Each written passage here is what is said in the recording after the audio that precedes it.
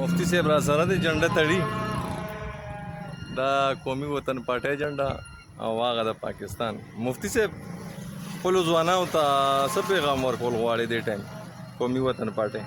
قومي وطن پارټۍ ځوانانو ته دا پیغام دی چې دا پاکستان ډېر پخوا جوړ شوی دی، ډېر قربانیان خلکو ورکړي دي. نو د هغه قربانو په مد نظر باندې موږ هم پکار دا دی چې موږ خپل د ملک، خپل د قوم، خپل د پارټۍ، خاص کر د پاکستان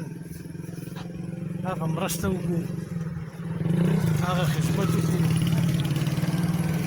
چې دا پاکستان په ترقۍ باندې رواني، چې څنګه د قائد اعظم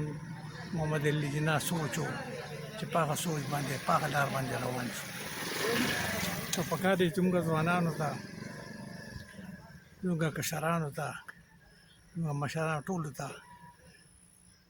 دا درخواست دی چې مهرباني وکړئ دا جشن چې دی د پاکستان د